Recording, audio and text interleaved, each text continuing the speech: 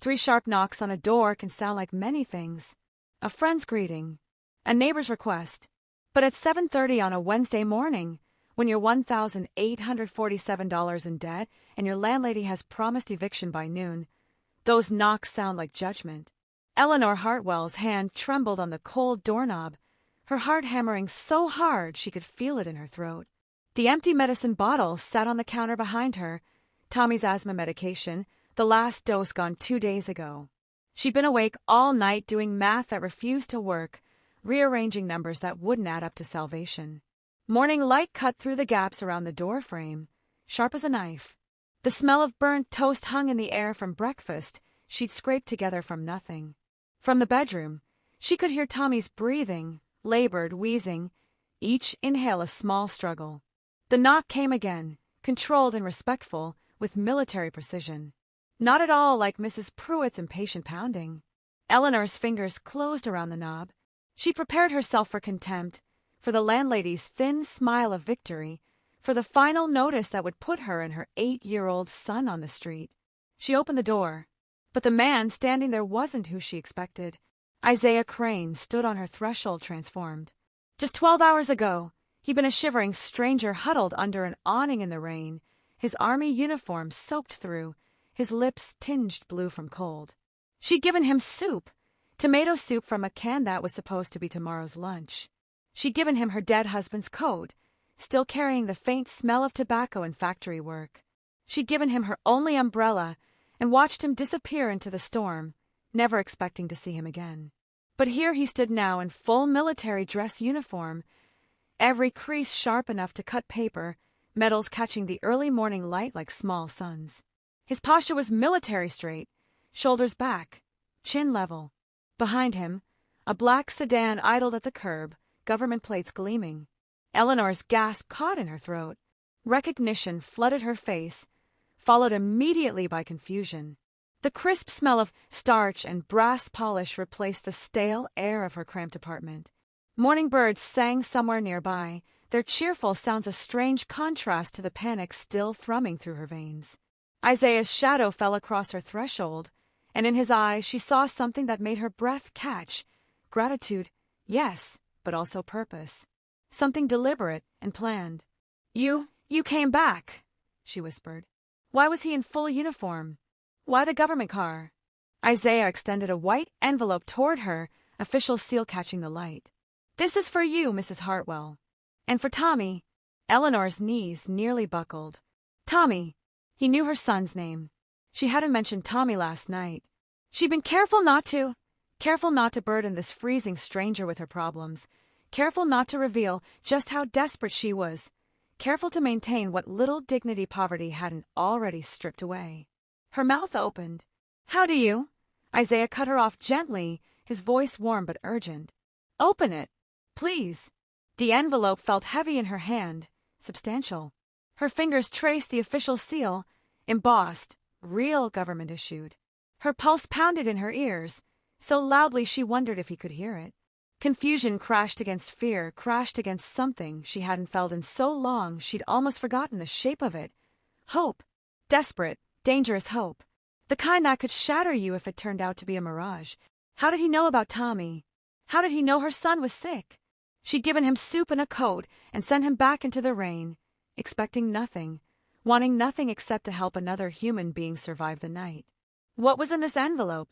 Eleanor's hands shook as she tore open the seal. A check slipped out and fluttered toward the floor.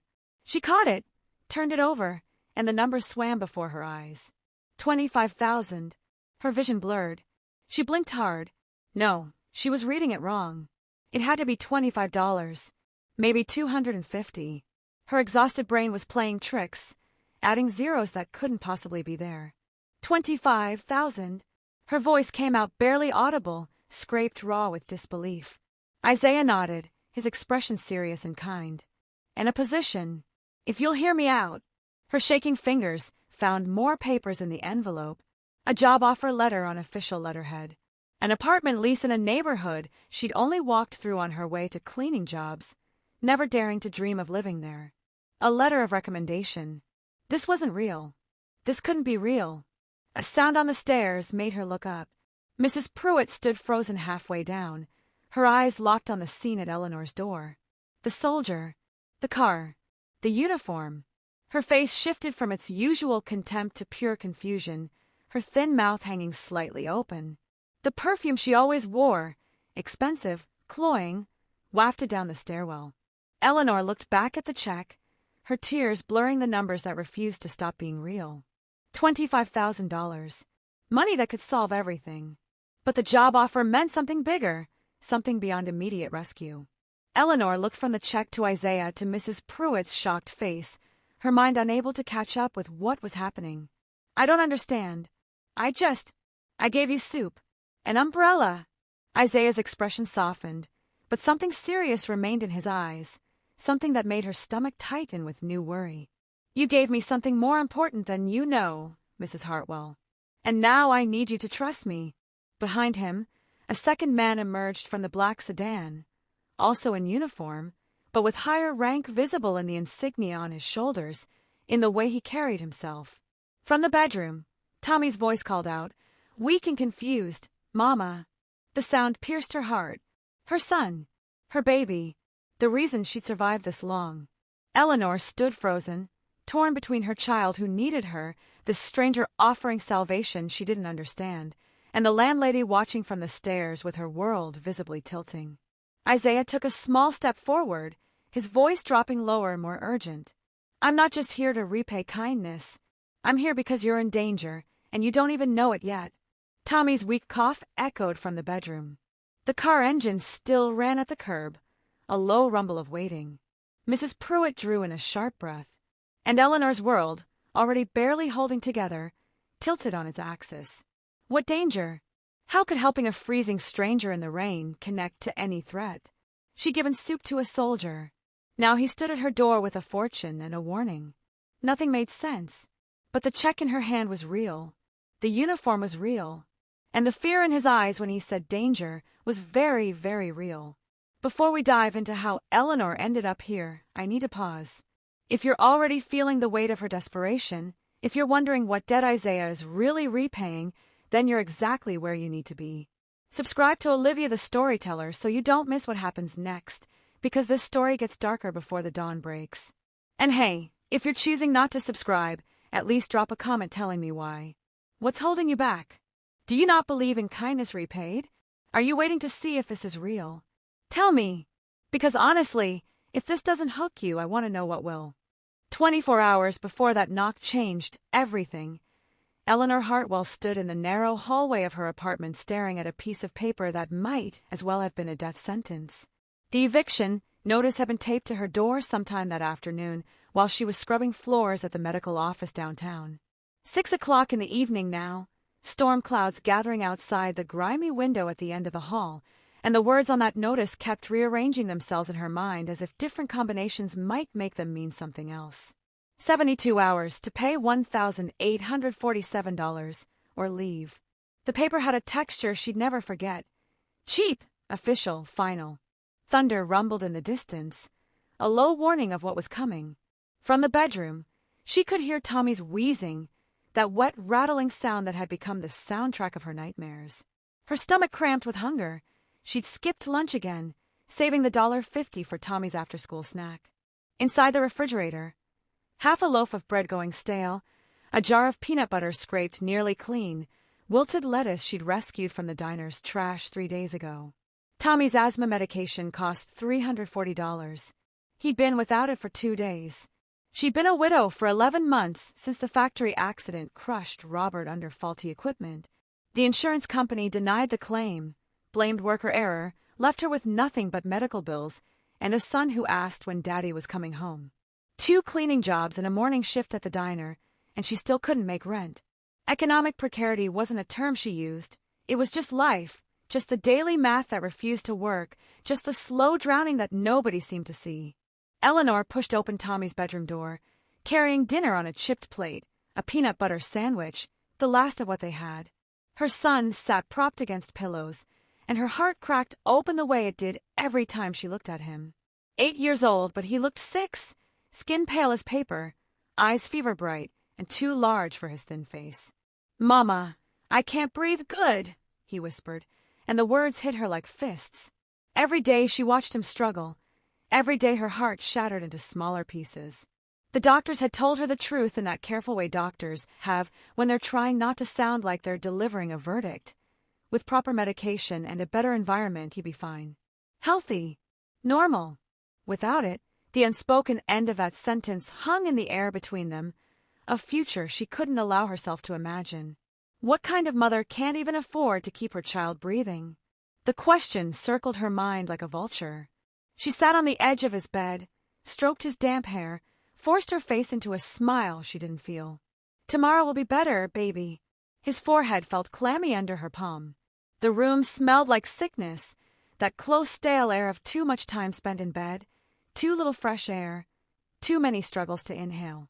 Rain started to patter against the window, soft at first, then harder. His small hand gripped hers with surprising strength, and then he said the thing that broke what was left of her. Is Daddy watching us from heaven? Will he be mad you couldn't save me? She couldn't answer. She just held him and lied with her silence. By 8 o'clock, the rain was hammering down like punishment. Eleanor walked home from her diner shift soaked through. She'd given her umbrella to old Mr. Chin 2 weeks ago when his broke, and she hadn't been able to afford another one. The cold rain felt like needles against her skin.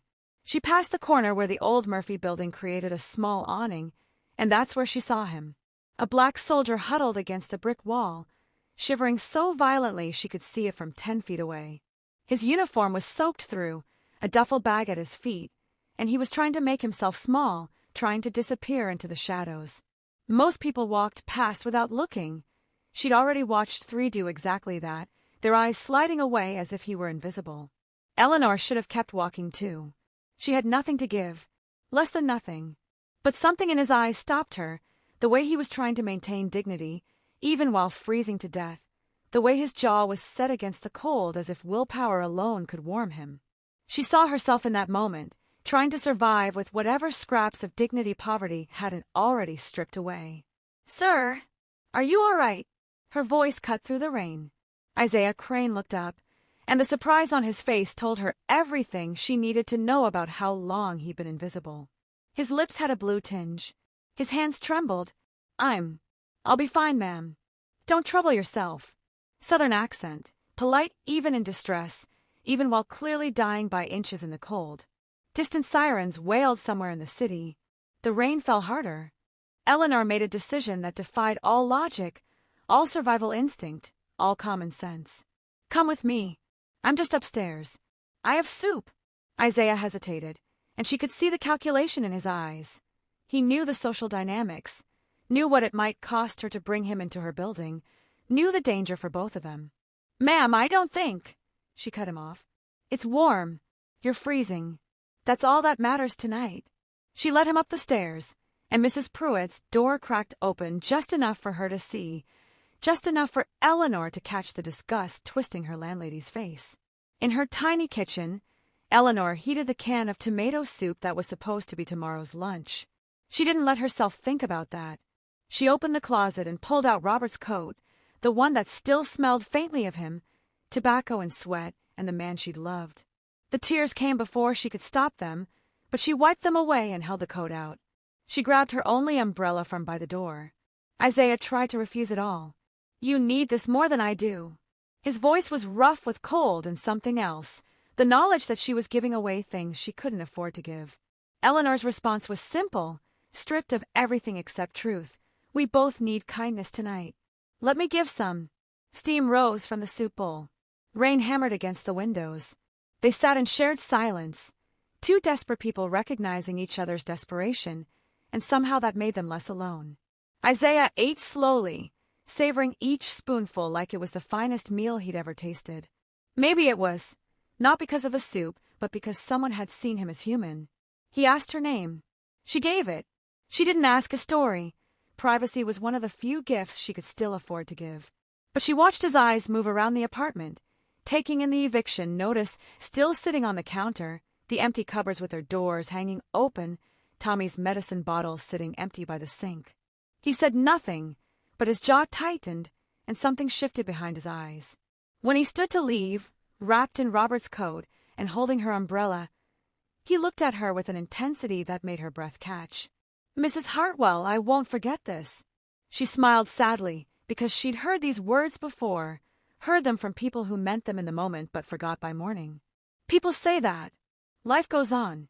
You take care of yourself." She handed him the umbrella and watched him disappear into the rain, a dark figure swallowed by the storm. When she returned to her apartment, the reality hit her. She'd given away tomorrow's lunch. Her stomach was already empty. Mrs. Pruitt's voice came from the hallway, sharp and venomous. "Bringing that kind into my building. You're already out in 3 days. Now you've got 2. Eleanor closed the door, slid down it until she was sitting on the floor, and allowed herself exactly 10 seconds to cry. 10 seconds to feel the weight of it all. The hunger, the fear, the exhaustion, the impossible love for a child she couldn't save. Then she stood up, checked on Tommy one more time, and started planning tomorrow's hustle. The door was cold against her back. Rain and Tommy's labored breathing created a rhythm in the darkness. The smell of soup still lingered faintly in the air. Her bones ached with exhaustion that went deeper than physical tiredness, the kind of exhaustion that comes from fighting a battle you know you're losing. But Isaiah's eyes stayed with her, the way he'd looked at that medicine bottle, the way his jaw had tightened. She didn't know it then, but that look was a promise being made. "So now you know what Eleanor gave up." And she had nothing to give. She fed a stranger when her own child was hungry. She gave away her only umbrella in a storm. And Mrs. Pruitt, she cut her time even shorter for showing basic human decency. If this makes you angry, if you want to see where this impossible kindness leads, subscribe to Olivia the Storyteller. We're just getting started. And for those of you not subscribing, comment below. Is it because you don't believe people like Eleanor exist? Or because you're afraid of what comes next? I'm genuinely curious what's stopping you. Isaiah Crane walked through the downpour clutching Eleanor's umbrella like it was a sacred object, like it was the only thing keeping him tethered to this world. He hadn't eaten real food in 3 days. That soup was the first warm thing in his stomach since his discharge from the army 2 weeks ago. The coat she'd given him smelled like tobacco and working man sweat, and it reminded him so powerfully of his father that he had to stop walking for a moment just to breathe through the grief. Rain drummed on the umbrella above his head, a steady percussion that somehow felt less hostile now. The soup's warmth still radiated in his chest, or maybe that was something else, something he thought was dead. The city lights blurred through the storm into watercolor streaks of yellow and red. He pulled the coat collar up against his neck and kept walking, but his mind was somewhere else entirely, trapped in a loop of the last 3 days that had brought him to that awning, to that moment of breaking to her. Staff Sergeant Isaiah Crane, 15 years in the Army, 3 tours in Korea, served with distinction, earned medals whose weight he could still feel even though they were packed away in his duffel. He'd expected a hero's welcome when he came home. He got something very different. 3 days earlier, he'd stepped off the bus at the downtown station with his duffel bag and his Purple Heart in his pocket, and the naive belief that service to country meant something. His first stop was the bank where he'd been sending his pay for years, building a future, being responsible the way his father taught him. The teller's face had been professionally blank when she delivered the news. Account closed. Unknown forwarding address. $18,000 vanished. His brother-in-law Jerome had power of attorney to manage things while Isaiah was overseas. Jerome was gone now, and so was every cent. His sister Amanda had cried on the phone, her voice breaking with shame and helplessness. "Jerome took everything, Isaiah. I'm so sorry. I didn't know until it was too late." She was broke too, 3 states away with kids to feed. He told her he understood, told her it wasn't her fault, carried the betrayal like shrapnel in his chest. Hotels had no vacancies, that's what they said. Anyway, though he could see empty rooms through their windows. The translation was clear, not for you. Rooming houses, same story. Doors would start to close the moment they saw his face, saw the skin that made his service invisible. The job office had been almost comedic in its cruelty, nothing available for your type. Try the docks. His uniform that should have meant something, that should have opened doors, might as well have been invisible. He caught his reflection in windows as he walked the city, a black man in an army uniform, a ghost nobody wanted to see. Bus exhaust, door locks clicking shut, the sound of his own footsteps echoing in empty streets. Betrayal, disillusionment, And underneath it all, the desperate struggle to maintain dignity when the world kept stripping it away piece by piece. Under a bridge that second night, Isaiah had pulled out the crumpled letter he'd been carrying since his discharge, reading it again by the light of distant street lamps. Colonel Thomas Brennan's words were still clear despite the creases. Medical discharge after the injury, substantial settlement coming, job offer waiting, government housing program. You've earned this, Crane. Don't give up before it comes through. But bureaucracy moved slowly, maybe taking months, maybe a year.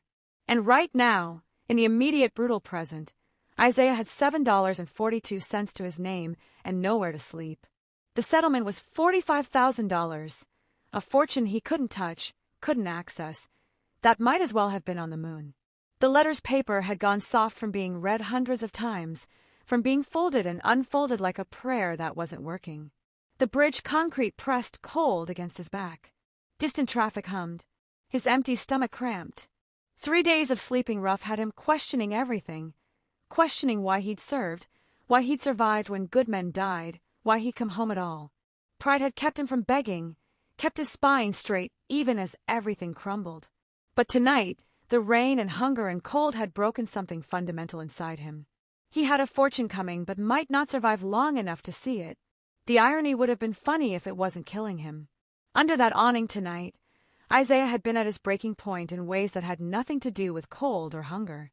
He'd seriously considered walking to the river, letting the rain and the current take him, letting it all just stop.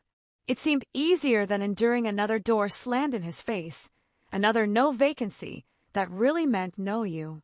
He'd fought in a war, earned medals, watched friends die in his arms, carried wounded men through enemy fire for what? To freeze in an alley of the country he defended? To be invisible in the nation he'd served? But then Eleanor had stopped. In a city where hundreds had walked past without seeing him, she had stopped and looked at his face, actually looked at him, seen his humanity instead of his uniform or his skin color. Her eyes held no pity, just recognition. Two people drowning, acknowledging each other's struggle. That look, that simple moment of being seen as human after days of being invisible, gave him something to hold on to when he'd been seconds away from letting go. The sounds had seemed to fade when she spoke, the rain slowing in his memory of that moment. Her voice had cut through his despair like a lifeline. Light from her building had looked like hope. Now Isaiah stood in the rain watching Eleanor's apartment window, her shadow moving past the glass. She was probably checking on her child again, the boy whose labored breathing he'd heard from the bedroom, whose empty medicine bottle sat on the counter like an accusation. She'd given him soup that was meant for her family. She'd given him a coat from her dead husband. He'd seen the photo on the wall, understood what that coat meant. She'd given him her only umbrella, knowing she'd walk in rain tomorrow. A woman with nothing had given him everything. Isaiah made a vow there in the rain, his jaw set with military determination. When my settlement comes, when I'm whole again, I'm finding her. He pulled out the small notepad from his duffel, a military habit that had saved his life more than once, and wrote with a pencil that barely worked on wet paper. Eleanor Hartwell, 247, Oak Street, Apartment 3B. He added notes. Sick child, eviction notice, medicine bottle empty, Mrs. Pruitt landlady hostel. His resolve hardened like steel. The address burned into his memory more permanently than any coordinates he'd memorized in combat. Distant church bells rang 9 times. I'm going to change her life, he whispered to the rain and the darkness, and any god that might be listening. She saved mine. Do you see it now? Eleanor didn't just feed a hungry man, she gave a dying soldier a reason to live. She didn't know his story, didn't know about the $45,000 settlement or the vow he'd make. She just saw a human being. If this is resonating with you, if you believe that one moment of kindness can change everything, subscribe to Olivia the Storyteller. Because Isaiah's promise is only the beginning. And hey, those of you still not subscribing, drop a comment. Are you waiting for proof that kindness pays? Do you need to see the money first? Or do you just not believe this kind of person exists anymore? Tell me what it takes. The morning after Eleanor gave away her lunch and her umbrella, she walked to her diner shift in the rain with nothing to protect her. The cold soaked through her thin jacket within minutes, plastered her hair to her skull, made her bones ache. She arrived at the diner dripping water onto the tile floor and her manager took one look at her wet uniform and said the quiet part out loud. "I'm docking your pay if you get the booths wet. Can't you afford an umbrella?" She wanted to laugh. She wanted to scream. She did neither. Just nodded, grabbed her apron, and started serving the breakfast rush with a smile that hurt her face. The tips that morning totaled $4.23, which she folded carefully into her pocket like treasure because that's what it was, the difference between Tommy eating dinner or not. Her afternoon cleaning job at the office building downtown was worse. Wet clothes chafed against her skin with every movement. Her stomach cramped so violently she had to grip the edge of a desk to stay upright. The smell of industrial cleaning solution made her dizzy. Her boss found water rings on the mahogany furniture and said it with that particular tone that made every word a weapon. "You people are so careless. You people." Like she was careless on purpose. Like poverty was a character flaw. By evening, when she arrived at her second cleaning job at the medical clinic, Dr. Vaughn took one look at her and his kind face creased with concern. "Mrs. Hartwell, when did you last eat?" She opened her mouth to lie, to say she'd had lunch, to maintain the dignity that was all she had left. But her body betrayed her. Her hands shook, her vision swam. He offered her half a sandwich without waiting for an answer. Turkey on fresh bread wrapped in a napkin. She refused because pride was still breathing somewhere inside her. He nodded, set it down on the counter, and walked away. Left it there, accidentally, where she'd find it. Small mercies from people barely making it themselves. While Eleanor was choking down that sandwich in a supply closet so nobody would see her cry, Isaiah was sitting in a Veterans Affairs office under fluorescent lights that buzzed like angry insects. Forms everywhere. Manila folders stacked like monuments to bureaucratic indifference. The clerk behind the desk had a face that had delivered bad news so many times it had worn grooves into his expression. "Your settlement requires 3 signatures from D.C. Takes 6 to 8 months, typically."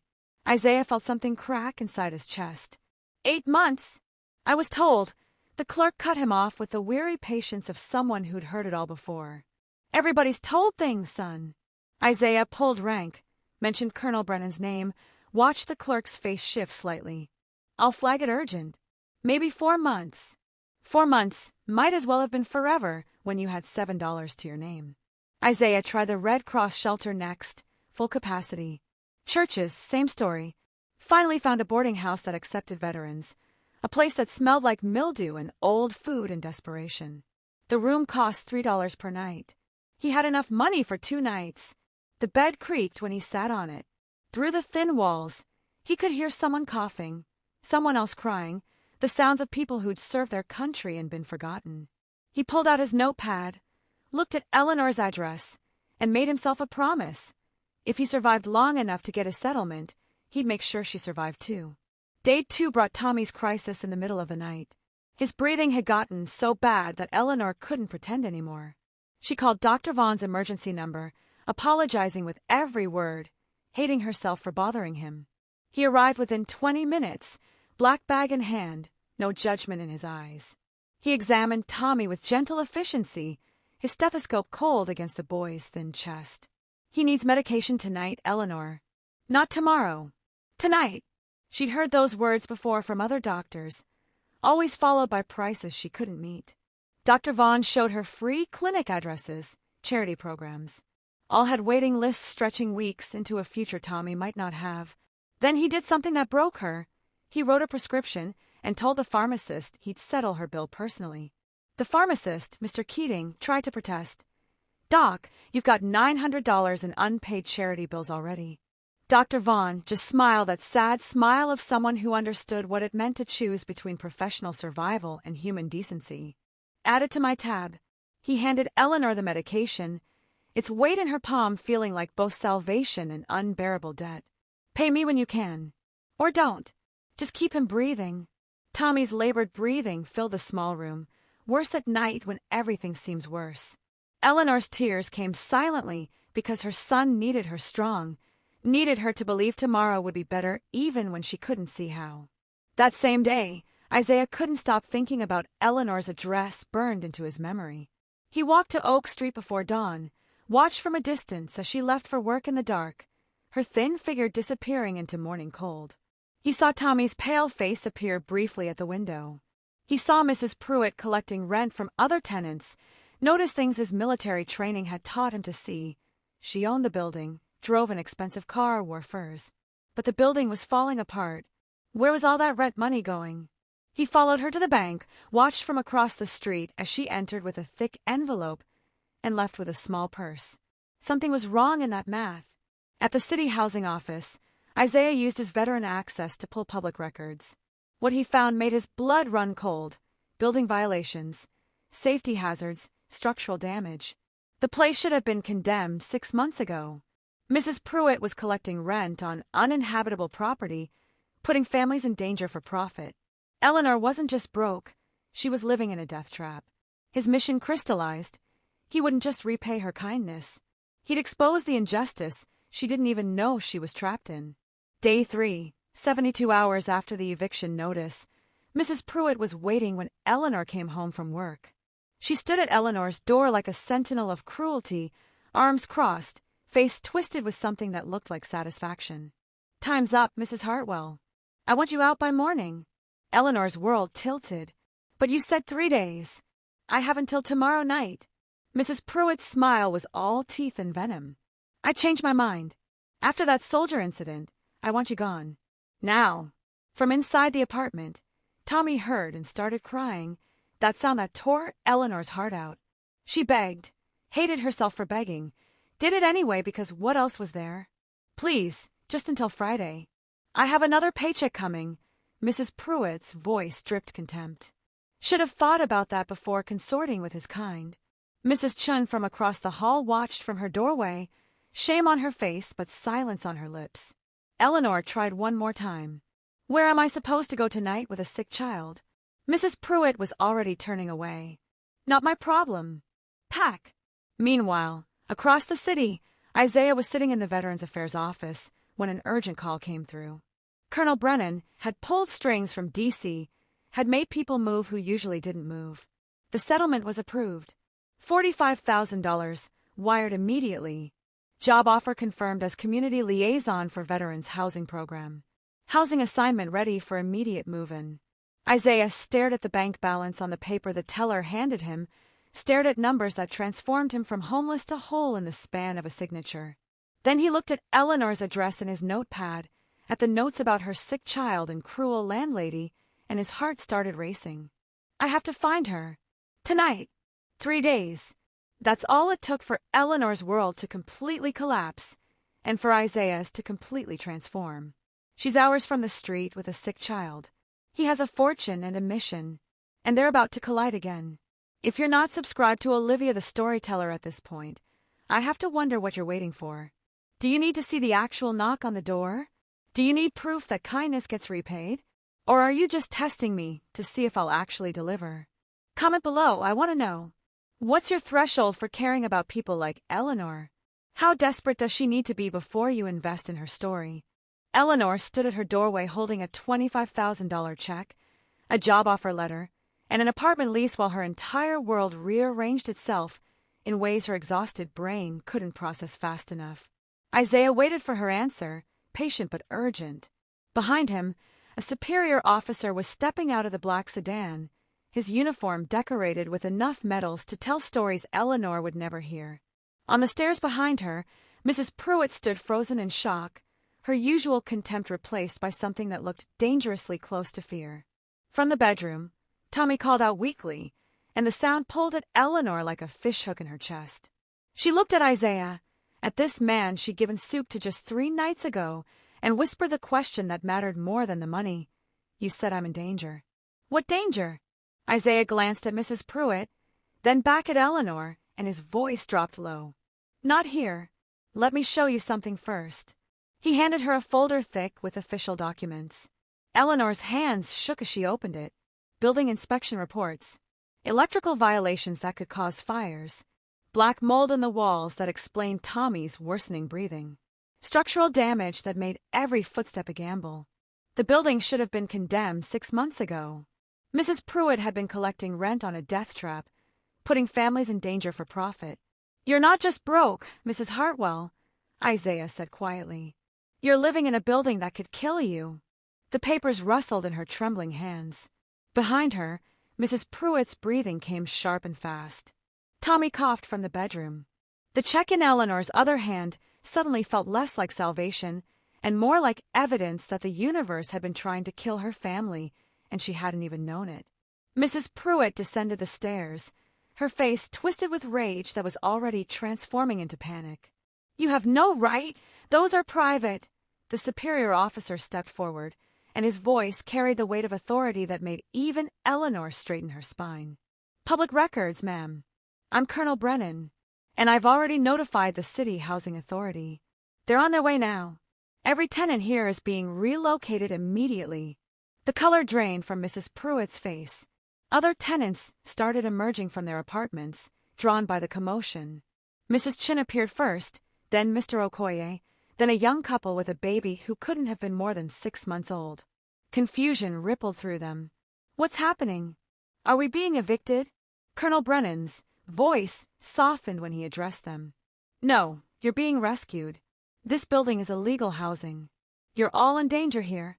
Mrs. Pruitt tried to regain control, her voice shrill. "You can't prove." Isaiah pulled out more documents, and his voice was steel wrapped in velvet. "You've collected $47,000 in rent this year, Mrs. Pruitt. Building maintenance expenses total $800. Where's the rest?"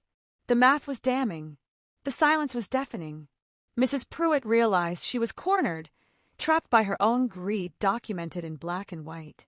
She tried to run, actually turned and tried to flee up the stairs, but her expensive heel caught on the worn carpeting and she stumbled, catching herself on the banister.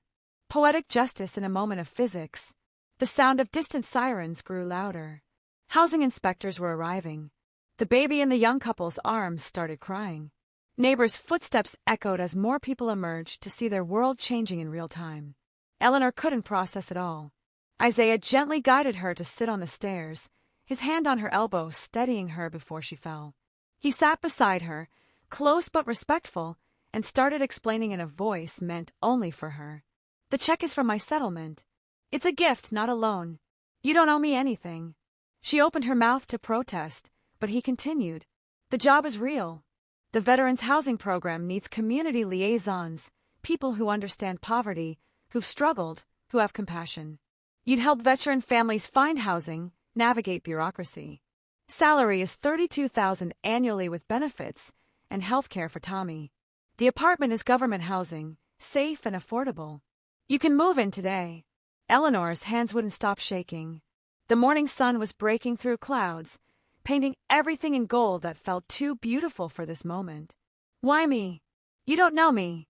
Isaiah's eyes softened with something that looked like grief and gratitude tangled together. "Mrs. Hartwell, 3 nights ago, I was standing on a bridge deciding whether to jump. I'd lost everything. My country forgot me. I was invisible to everyone who walked past. Then you stopped. You saw me. You fed me when your own child was hungry. You gave me your husband's coat. You didn't just save my life. You reminded me that life was worth saving." The neighbors had gone quiet, listening. Isaiah's hands were clasped in front of him, knuckles white with the intensity of truth-telling. The check's paper had gone soft from her tears and trembling fingers. This wasn't about debt or repayment. This was about 2 people who'd both been standing at the edge, who'd pulled each other back without knowing it. Tommy appeared in the doorway wrapped in his blanket, his thin frame drowning in fabric, his eyes wide with confusion and fear. He saw the soldiers, saw the check his mother was holding, saw her crying, and his voice came out small and terrified. "Mama, are the army men taking you away?" Eleanor was on her feet in an instant, rushing to him, pulling him against her. "No, baby, they're helping us.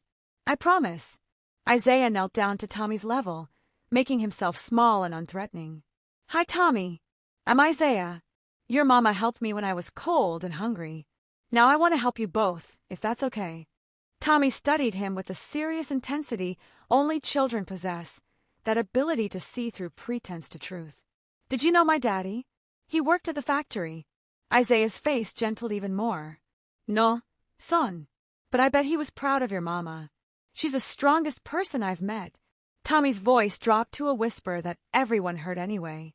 "She cries at night when she thinks I'm sleeping. Eleanor's tears came freely now, no pride left to stop them. Isaiah looked up at her, then back at Tommy. I think those tears are ending today, buddy. He pulled out a second envelope, and Eleanor almost laughed at the impossibility of more good news. It was a letter from Dr. Vaughn in his familiar handwriting. A job offer. Dr. Vaughn was joining the Veterans Health Program and wanted Eleanor as his office manager. Healthcare, steady hours, working with someone who actually respected her humanity. Tommy's small hand gripped Eleanor's with surprising strength. His blanket dragged on the floor. Morning light caught Isaiah's medals and made them shine like promises being kept. City housing inspectors were arriving now, clipboards in hand, official vehicles lining the street. Mrs. Pruitt was being questioned by men in suits, her face a mask of fury and fear. Neighbors gathered in confused clusters, some grateful, some scared, all of them processing that their lives were about to change. Eleanor stood at a crossroads between everything she'd been taught and everything she needed. Pride said refuse charity, maintain dignity, don't take handouts. Desperation said grab everything offered before it disappears like smoke. But wisdom, hard-earned wisdom bought with suffering, said this was bigger than pride. She looked at Tommy, at his hopeful face. She looked at Isaiah, at the stranger who'd become something else. She looked at the check that represented freedom from drowning. You said I need to trust you. I don't know how to do that anymore. I've learned people don't just help. There's always a cost. Isaiah's response was immediate and firm. The cost is letting go of the idea you have to suffer alone. The cost is accepting that kindness given deserves kindness received. You gave me hope when you had none yourself. Let me give some back. Eleanor closed her eyes, breathed deep enough to feel it in her bones, and opened them to a future that terrified and thrilled her in equal measure. Okay. Yes. I accept.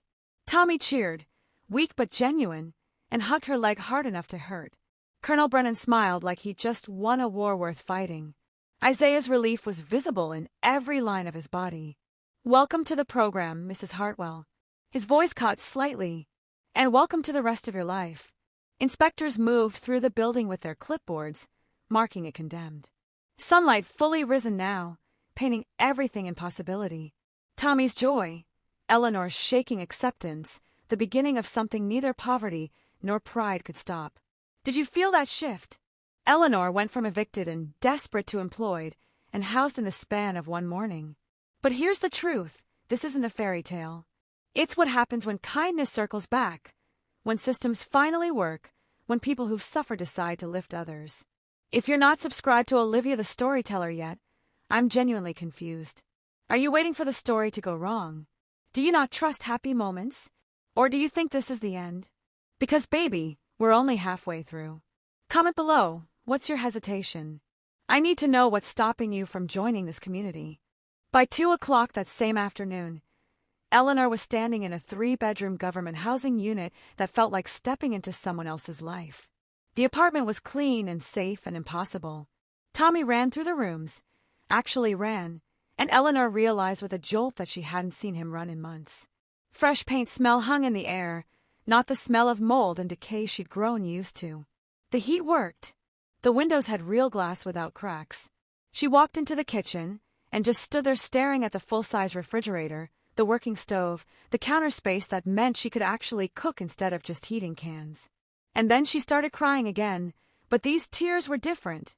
Release and disbelief and grief for all the years wasted suffering when help had been possible all along.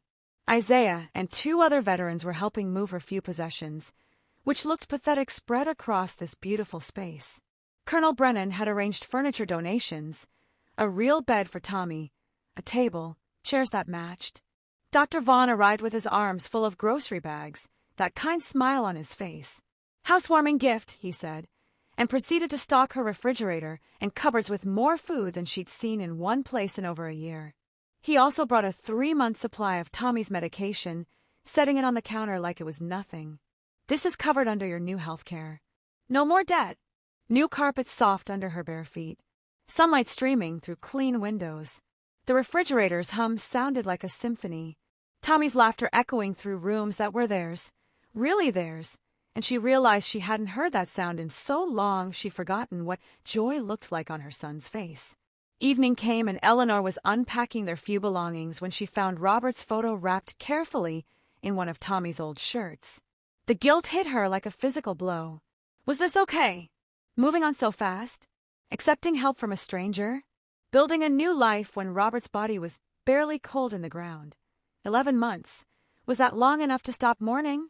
Tommy appeared beside her, his hand on her arm, his eyes too wise for 8 years old. Daddy would want you happy, Mama. Before she could respond, the phone rang. The new phone that came with the apartment, its ring unfamiliar and startling. She picked it up. Is this Eleanor Hartwell? The woman's voice was unfamiliar but not unkind. Yes. Eleanor's stomach tightened with instinctive dread because good things never lasted, did they?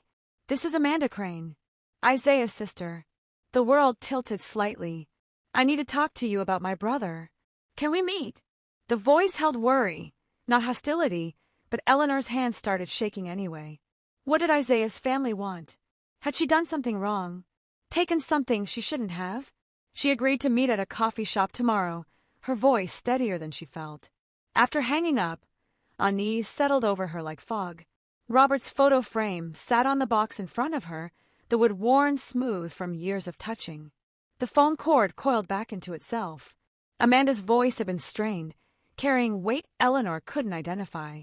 Evening shadows stretched across the new apartment, and suddenly the space felt less like sanctuary and more like something borrowed that could be taken back. That same night across the city, Isaiah sat alone in his new government apartment and felt the victory turn to ash in his mouth. He should feel triumph. He'd saved Eleanor, secured a job, had a future stretching ahead. Instead, nightmares came the moment he closed his eyes. Korea flashbacks played on repeat behind his eyelids. Friends dying in his arms. Cold rain mixing with blood that steamed in freezing air. The sound of mortars, of screaming, of silence after battle. He woke at 3 a.m. screaming, his sheets soaked with sweat, his heart trying to break through his ribs. The neighbor pounded on the wall. Keep it down. Isaiah sat in the dark with his head in his hands, trying to remember how to breathe. Saving Eleanor had helped him, given him purpose, pulled him back from that bridge. But it hadn't erased his trauma, hadn't healed wounds that went deeper than skin. Tomorrow he started his job helping other veterans navigate the system that had failed him. But who helped him when the dark came calling at 3 a.m? He pulled out the small bottle of sleeping pills the VA doctor had prescribed, stared at it in the dim light from the street. How many would it take to make the nightmares stop permanently? The phone rang, shattering the dangerous direction of his thoughts. Colonel Brennan's voice, rough with its own sleeplessness. Crane, you up? Isaiah's throat was too tight to lie. Yes, sir. A long pause filled with shared understanding. First weeks are hardest. After action, after mission accomplished, the quiet comes and the ghosts get loud. Isaiah closed his eyes. I know, sir. Another pause, then softer. You did good today. Don't let the dark win now. Not after you made it this far. Sweat-soaked sheets cooling against his skin. Streetlight through blinds painting prison bars across the wall. The pill bottle heavy in his palm. Phone static like white noise. A distant train whistle echoing through the city. Heroes have wounds, too. Success doesn't erase trauma. Everyone is fighting battles nobody sees. The next morning, Eleanor sat in a coffee shop watching the door until Amanda Crane walked in. Early 40s, tired eyes, but a kind face that reminded Eleanor of Isaiah. Amanda crossed the space between them and hugged her immediately, fiercely. Thank you for saving my brother. Then she sat down and the story came pouring out.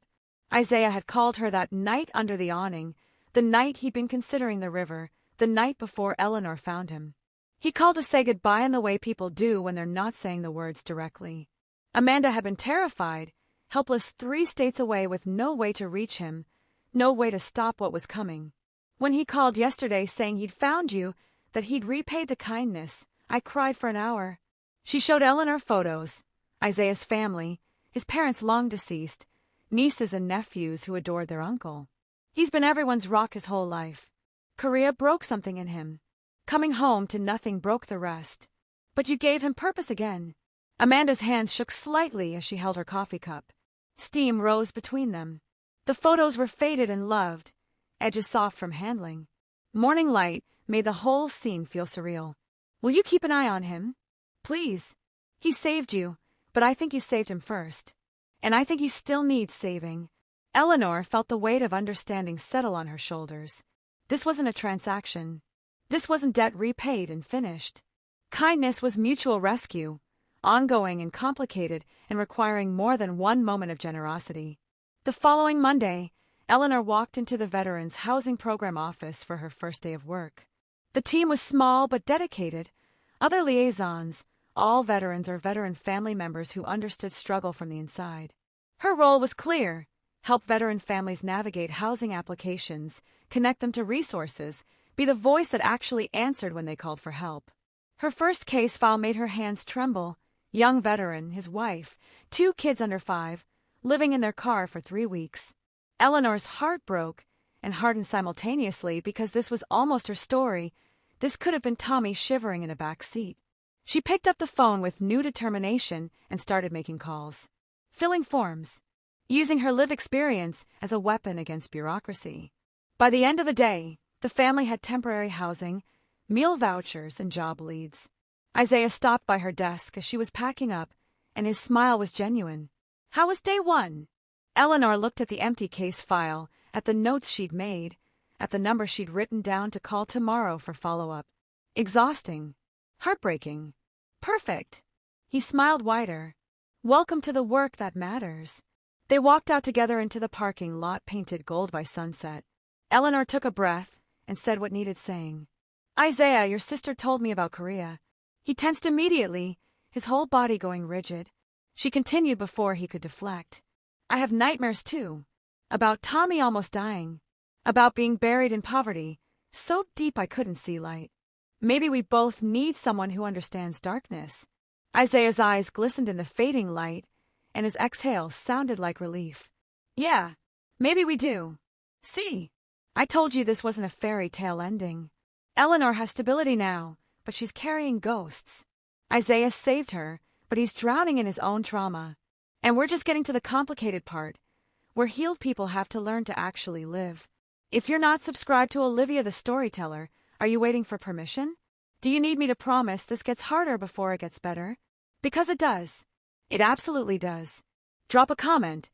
Are you hesitating because you've been hurt by hope before? Because you've seen kindness fail? Tell me. I want to understand what makes you hold back from stories that matter. 6 months into their new life, Eleanor sat in Tommy's elementary school classroom for a parent-teacher conference and barely recognized the child Ms. Reeves was describing. Tommy's a different child than he was in September, the teacher said, her warm smile genuine. She showed Eleanor the report card, all A's and B's. His attendance was sporadic early on, but the last 3 months? Perfect. And Mrs. Hartwell, his essay about heroes. Ms. Reeves pulled out a piece of paper with Tommy's careful handwriting and read aloud. My hero is my mom who never gave up, and Mr. Isaiah who taught me that kindness is the strongest thing. Eleanor's tears came before she could stop them. Tommy was thriving in ways she'd stopped believing possible. He'd gained weight, had color in his cheeks, made friends, played soccer after school. He still carried an inhaler but rarely needed it. The classroom smelled like crayons and books in childhood. Children's art covered the walls. This was what success looked like. Not the money or the apartment, but her son's neat handwriting forming words about strength and kindness. Her son running on a soccer field instead of gasping for air in a sick room. The Veterans Housing Program now served over 200 families, and Eleanor had been promoted to senior liaison. She worked closely with Isaiah every single day.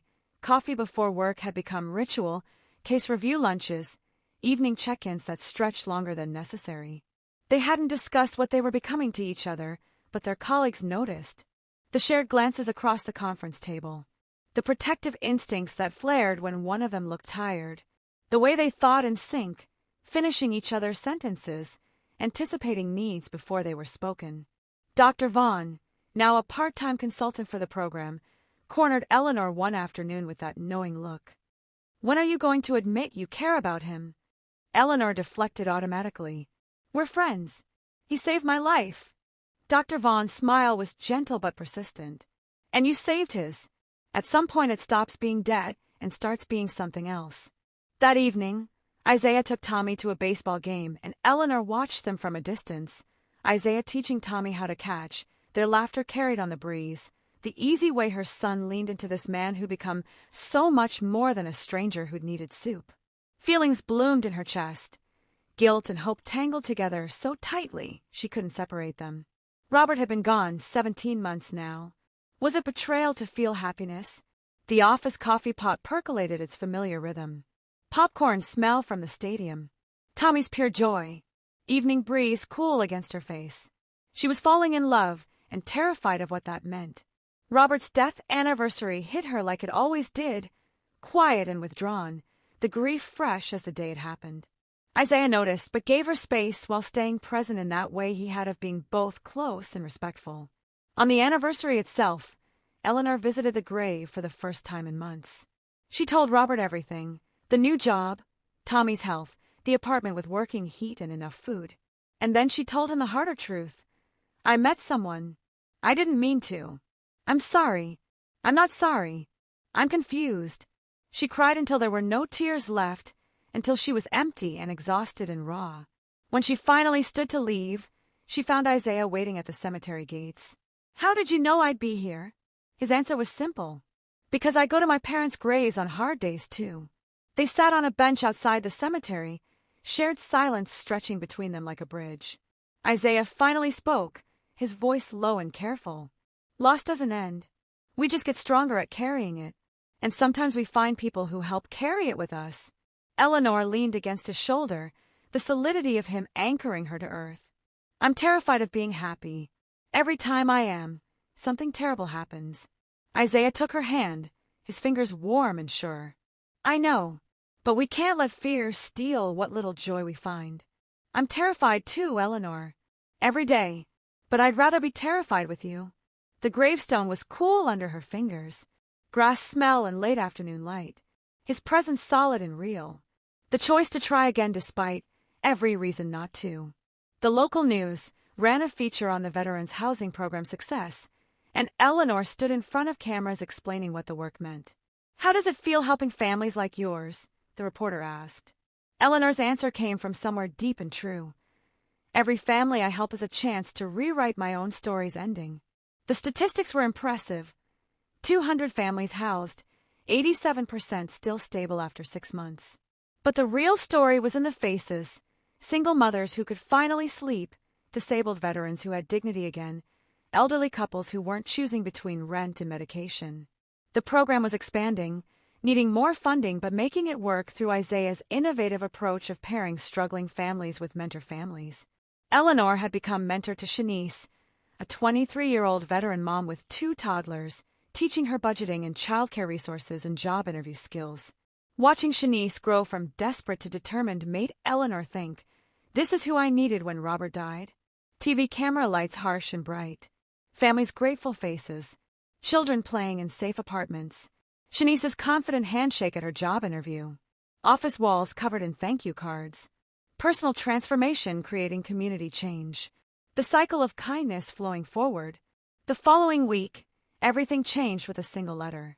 Expensive paper, law firm letterhead, words that might as well have been a declaration of war. Property developers wanted to purchase the building housing the program. Redevelopment plans, luxury condos, retail space, displacement of everyone they'd saved. 45 days to vacate or match the purchase offer of $2.7 million. Colonel Brennan's face was grim when he gathered the team. We don't have that kind of budget. The meeting dissolved into panic, anger, determination colliding in equal measure. Isaiah's voice cut through. We've survived worse. We'll figure this out. But later, privately to Eleanor, his confidence cracked. I don't know how. Eleanor researched the developers, Gaines Development Corporation, owned by William Gaines. The same company that had owned the building where Mrs. Pruitt operated her criminal enterprise. A pattern emerged, buying low-income housing, displacing residents, building luxury developments. They're doing to 200 families what Mrs. Pruitt did to me, Eleanor said, her voice shaking with fury. Isaiah's jaw set with that military determination she recognized. Then we fight. Together. Eleanor looked at the letter, at the impossible number. But how? We can't match $2.7 million. Isaiah's response was immediate, fierce. We find another way. We always do. The letter's expensive paper mocked them. Colonel's fist on the desk. Team's worried faces. Eleanor's rising determination. Isaiah's protective stance. Everything they built at risk from an enemy bigger than one cruel landlady. Just when Eleanor and Isaiah built something beautiful, a life, a program, hope for hundreds, someone wants to tear it down for profit. Sound familiar? That's because this happens every day to people who finally find stability. If you're still not subscribed to Olivia the Storyteller, I'm starting to think you enjoy withholding support. Are you waiting to see if they lose everything before you care? Do you need to see them fail to feel invested? Comment below. What does it take for you to root for people fighting to keep what little they've built? Because we're heading into the battle, and I need to know you're actually with them. Eleanor spent every night that week researching Gaines Development Corporation till her eyes burned and coffee became a food group. The pattern was clear and brutal. 27 buildings purchased in 3 years, and every single time the story was the same.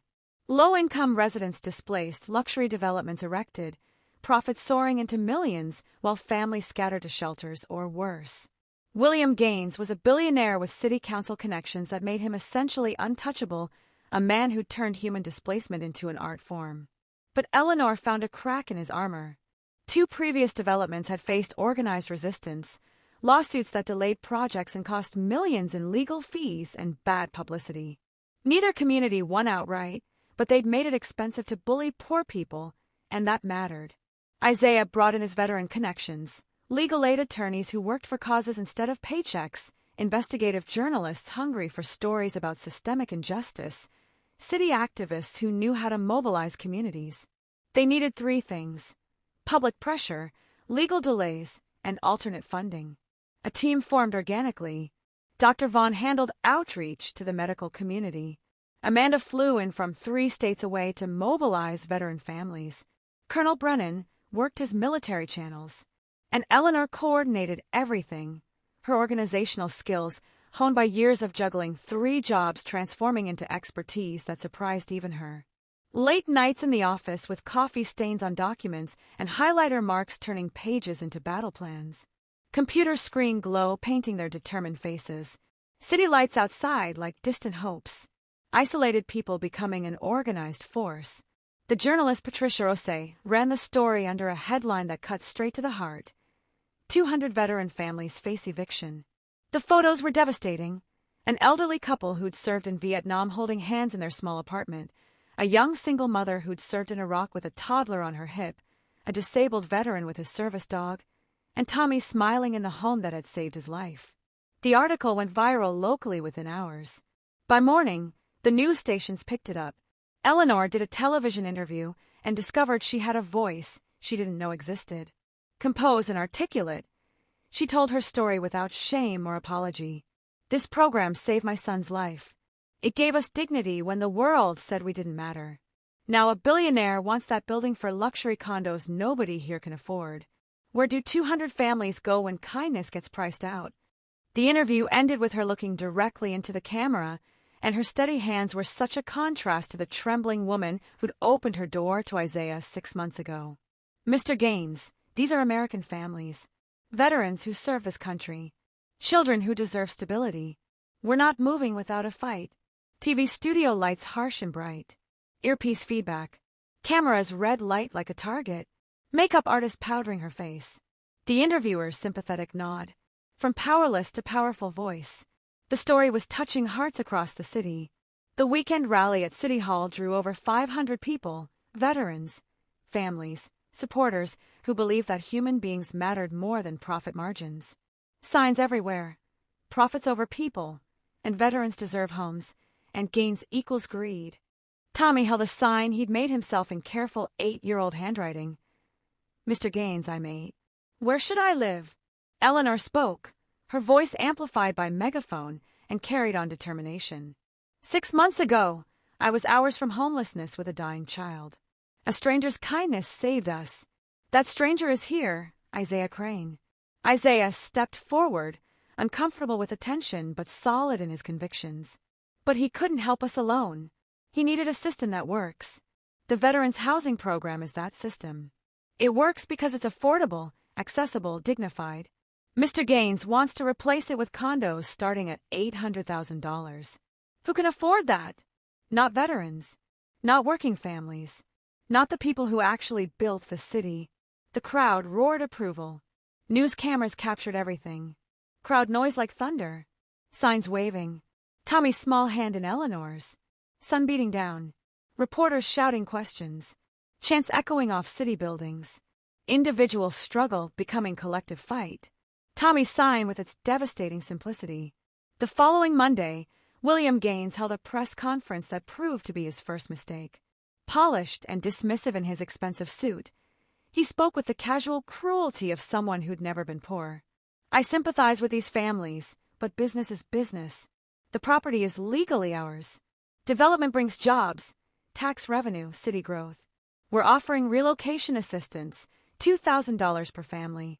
A reporter challenged him immediately. That doesn't cover first month's rent, security deposit, and moving costs. Gaines' response dripped with condescension. We're not required to offer anything. This is generous. Another reporter pressed harder. You're worth $3.4 billion. This project will profit $50 million. Why not donate the building to the program? For just a moment, Gaines' mask slipped and his cold eyes revealed the truth. Because that's not how business works. Eleanor watched from the office with fury building in her chest like a storm. Isaiah stood beside her. He just showed the city who he really is. Then the phone started ringing. Donors moved by his callousness wanted to help. $50,000 from an anonymous veteran.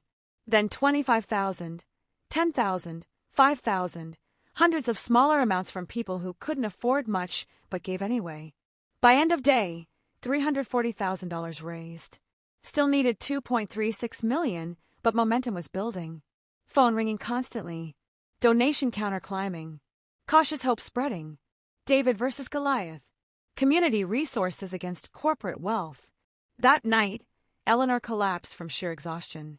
2 weeks of 18-hour days, media appearances, organizing rallies, coordinating strategy had pushed her body past its limits. Tommy found her on the couch, barely conscious, and called Isaiah with the emergency number he'd memorized.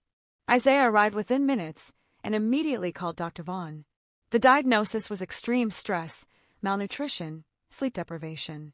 Eleanor, you can't save everyone if you don't save yourself first. She cried because stopping felt like betrayal. If I stop, we lose. If I rest, families suffer. Isaiah's voice was firm. If you collapse, we lose you. That's not acceptable. He forced her to take 2 days off, made her sleep, brought meals she could barely taste, watched Tommy, so she didn't have to worry. Day 2, they sat on her couch in comfortable silence until Eleanor finally spoke what terrified her most. I'm terrified we'll fail. That my moment of hope was just that, a moment. Isaiah took her hand. Even if we lose the building, we don't lose what we built. We prove kindness works. We changed lives. That doesn't disappear. But Eleanor, we're not losing. Not while I'm breathing. You gave me a reason to live. Now let me give you a reason to rest. She finally slept for the first time in weeks. Her apartment dimly lit. Tommy's worried face softening with relief. Dr. Vaughn's stethoscope cold. Isaiah's solid presence. Warm soup. Exhausted tears. Comfortable silence. Sleep finally coming. Even heroes need rescue sometimes. Eleanor literally worked herself to collapse fighting for people she barely knows. Isaiah put his own healing on hold to save her.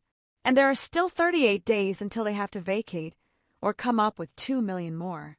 If you're still not subscribed to Olivia the Storyteller at this point, I genuinely don't know what to tell you.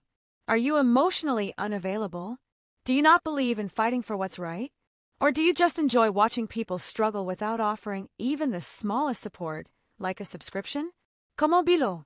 I'm seriously asking, what's your excuse? 7 days until the deadline, and the crowdfunding total set at $1.2 million. Still $1.5 million short. The team was exhausted but determined, running on caffeine and desperation, and the kind of hope that feels dangerous because it might break you. Then Isaiah got a call from Colonel Brennan, and his face transformed as he listened. I've called in every favor I have. The Pentagon is cutting through red tape. Veterans Affairs just approved an emergency housing grant, $800,000. The office erupted. They were only $700,000 short now. Closer but still impossible. That night, Eleanor sat alone in the office at 2 a.m. surrounded by coffee cups and calculators, recalculating numbers that refused to work, hoping for a miracle that math couldn't provide. Then she found an article about community land trusts, a legal structure where the community owns the land so buildings can never be sold to developers. But it required complicated legal work and upfront costs. She called their legal aid attorney James Kowalski at an hour that should have been unconscionable. It's possible, but we'd need 6 months minimum for the paperwork. Eleanor's voice was steel-wrapped in exhaustion. We have 6 days. James laughed without humor. Then it's impossible. Eleanor looked at her computer screen, at the faces of 200 families on the donation website, at the city sleeping outside her window. You haven't met us yet. Day 5 brought an emergency community meeting with all 200 families crammed into a room built for half that number. Eleanor presented the options with brutal honesty. Accept Gaines' $2,000 relocation money and scatter to the wind, or fight to the end with no guarantees. Families argued, fear-making voices sharp. Some wanted the certainty of cash in hand.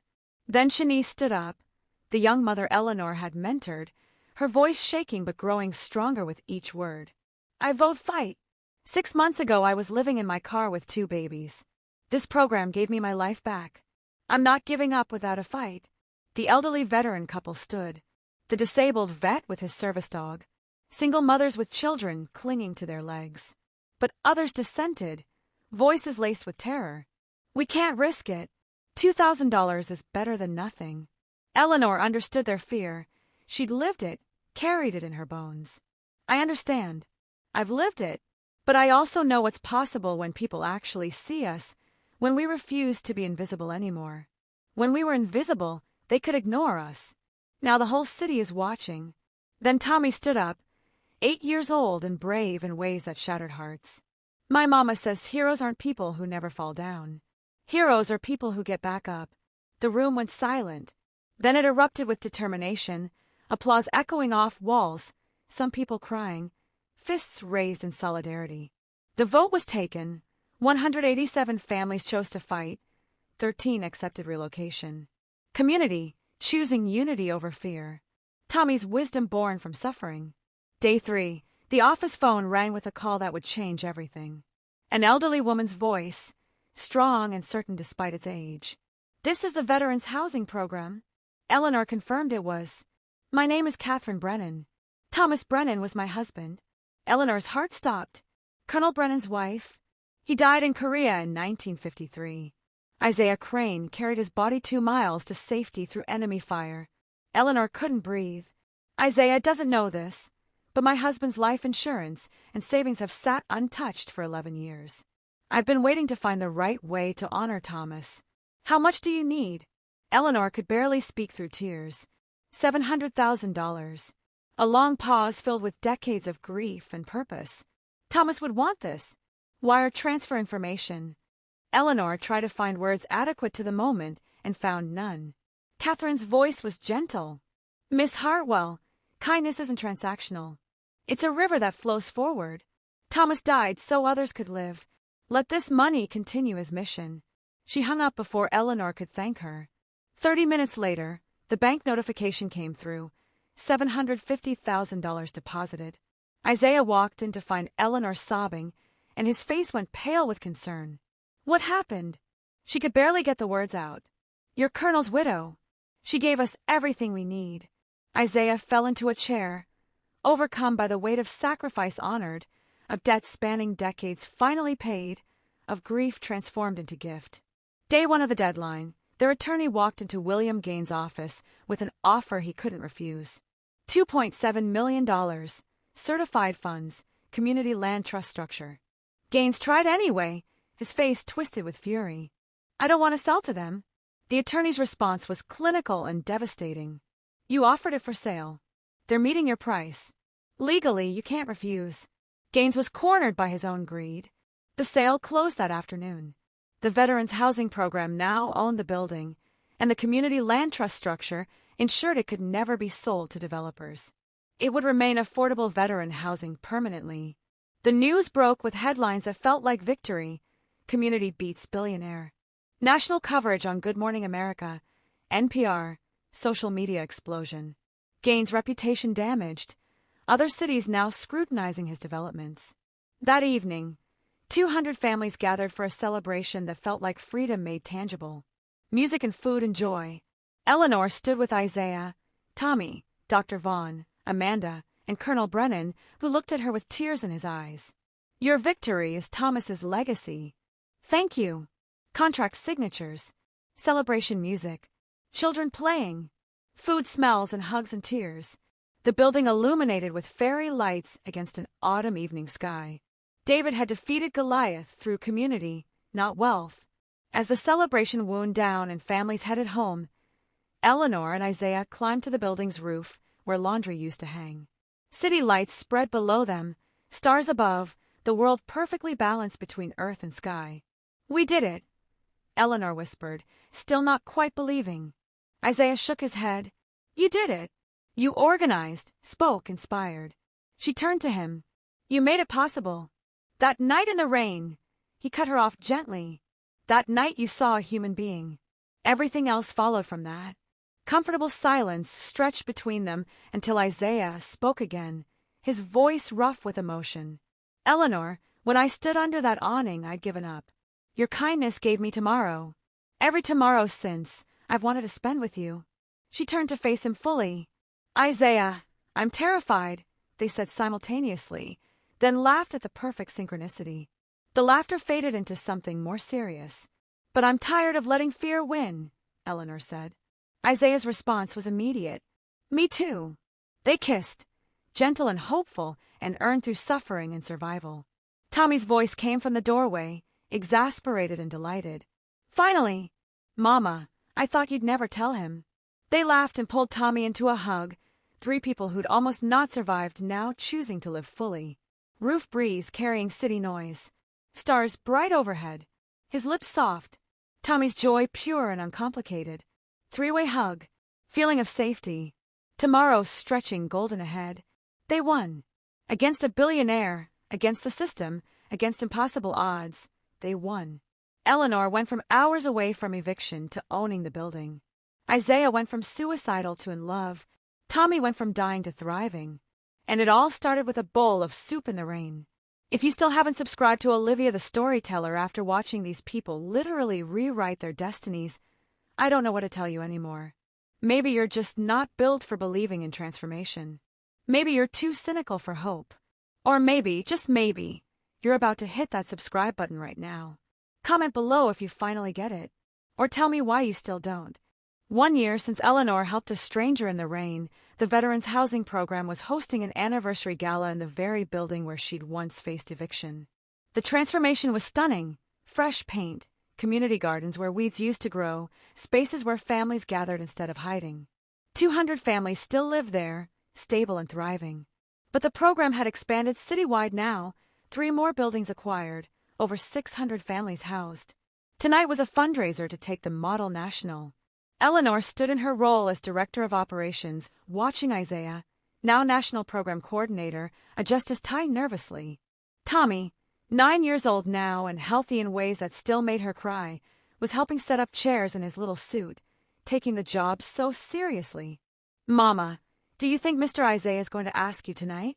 Eleanor looked at her son at his knowing eyes. Ask me what, baby? Tommy rolled his eyes with the exasperation only children can muster. You know what? She blushed and changed the subject, but her heart was racing. Guests arrived in elegant clothes paid for by gratitude. Catherine Brennan looking dignified and peaceful. Dr. Vaughn, now Chief Medical Officer. Amanda with her whole family. Shanice, who'd become an employed social worker helping other mothers. Mrs. Chun volunteering weekly. Patricia Osei, the journalist whose story had changed everything. Even James Kowalski, the attorney, who'd said it was impossible. String lights and classical music and laughter. The location of desperation had become a location of celebration. Colonel Brennan spoke first, his voice carrying the weight of military authority and personal emotion. 1 year ago, impossible became possible because a tired woman saw a fellow human being in the rain. That single act of kindness created ripples we're still discovering. Dr. Vaughn took the microphone next. Eleanor Hartwell walked into my clinic exhausted, desperate, determined. She taught me that dignity isn't something you have, it's something you give. Then Shanice, her voice steady now, confident. I was 23 with 2 toddlers, living in a car when I met Miss Eleanor. She didn't just give me housing, she gave me belief I could be more. Now I help other moms like me.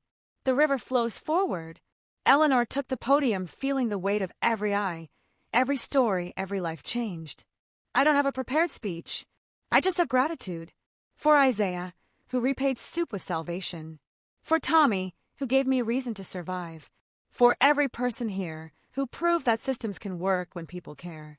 This building isn't just affordable housing, it's proof that kindness compounds. What we give comes back multiplied if we build systems that value people over profit.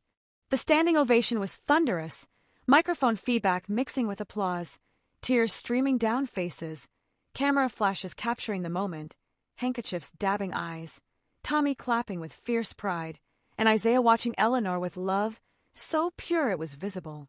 After the speeches, Isaiah asked for the floor one more time. One more announcement. He presented Eleanor with a check for $100,000 from donors nationwide who heard our story to establish the Robert Hartwell Memorial Scholarship for children of single parents pursuing education. Eleanor gasped, her hand flying to her mouth, honoring her late husband. Robert would have loved this program, Isaiah said, his voice thick. He'd be proud of Tommy, proud of you. And I hope he'd approve of this. Isaiah knelt, and the room erupted before he could even speak. Tommy rushed forward, yelling, "Finally!" Isaiah's hands shook as he looked up at Eleanor. You saved my life before I knew I needed saving. You see people. You fight for people. You love fiercely and completely. Will you marry me and let me spend every day trying to deserve you? Eleanor was crying and laughing simultaneously. Yes. 1,000 times yes. Tommy bounced on his toes. I helped pick the ring. The room celebrated with music and dancing and champagne corks popping. Robert's name in print on the scholarship fund. Isaiah's nervous hands steadying as she said yes. The ring sparkling. Tommy's pride. The kiss that sealed forever. Love earned through mutual rescue and respect. Tommy getting a father figure. Isaiah getting a family. Eleanor getting a partner. Robert's memory blessed, not erased. Later, when they needed air and a moment alone, Eleanor and Isaiah sat on the very stoop where she'd once waited for an eviction notice that would put her on the street. Can you believe this? She whispered into the evening air. Isaiah shook his head. Some days I wake up thinking it's a dream. Then I see you, see Tommy, see the work we're doing, and I remember we built this. Together. Eleanor's voice dropped to confession. I almost gave up. The night before I met you, I sat in Tommy's room thinking about easier ways out. Isaiah's arm tightened around her. I stood on a bridge 3 days before thinking the same thing. We were both at the edge. Eleanor leaned into him, and we pulled each other back. Isaiah's response was immediate. More than that, we built a bridge for others to cross. Through the windows they could see families dancing, children playing, community thriving. This is what hope looks like, Eleanor said. Isaiah kissed her temple. This is what happens when someone sees you. Evening air carrying celebration sounds. Stars above. The concrete stoop that was once a symbol of poverty, now a symbol of how far they'd come. City lights spreading like promises. The building alive with light and life. The feeling of having arrived home after the longest journey. The future unfolded in moments worth remembering. Tommy graduating high school with college acceptance letters. Eleanor and Isaiah's small, meaningful wedding with Tommy as best man. The program expanding to 15 cities, over 5,000 families housed. Eleanor testifying before Congress about housing policy, her voice steady and sure. Isaiah running support groups for veterans with PTSD, helping others fight the darkness he knew so well. Dr. Vaughn's clinic becoming a full veterans health center. Shanice becoming a program director in another city, spreading the model. Mrs. Pruitt in the news, finally arrested for housing fraud. William Gaines facing investigations in multiple cities, his empire crumbling under scrutiny. Catherine Brennan visiting the program regularly, Thomas's legacy alive and growing. And the final scene that mattered most, Eleanor, Isaiah, and Tommy, now a teenager, volunteering at a soup kitchen on a rainy night. Helping people. Offering umbrellas when it rains. Tommy telling a new volunteer with the wisdom of someone who'd lived it. My mom says kindness is a river that flows forward. We received it, so now we give it. The camera pulling back to show them as part of a line of volunteers helping homeless people. Everyone there with a story of being saved or saving others. Soup steam rising. Umbrellas lined by the door. Volunteers hands ladling food. Grateful faces. Rain starting outside. Family working together. The cycle continuing. Hope multiplying. Kindness as a sustainable system, not a one-time act. And that's how a bowl of soup changed the world. Not all at once. Not magically. But through two people who chose to see each other as human beings, then built a system where everyone gets seen. Eleanor went from eviction, notice, to congressional testimony. Isaiah went from suicide contemplation to national program coordinator. Tommy went from dying to thriving to teaching others about kindness. And it all started in the rain with a stranger who stopped when everyone else walked past. If you still haven't subscribed to Olivia the Storyteller after this entire journey, I honestly don't know what you're waiting for. A personal invitation? Here it is. Subscribe. Join a community that believes in transformation, that roots for people fighting impossible battles, that knows kindness isn't weakness, it's revolution. And for those of you who've been here the whole time without subscribing, drop a comment. Tell me your excuse. I don't like happy endings. I don't believe in kindness. I'm waiting for them to fail so I can say I knew it. Because here's the truth. Every single person who doesn't subscribe is basically saying, I don't believe people like Eleanor deserve an audience. I don't think stories of survival and hope matter. I'd rather scroll past than invest 2 seconds in supporting content that might change how someone sees the world. So what's it going to be? Are you going to join Olivia the Storyteller and be part of the river that flows forward? Or are you going to stay on the banks watching other people do the work of caring? Your choice. But make it now. Because tomorrow I'm telling another story about someone who desperately needs you to believe in them. Will you be there?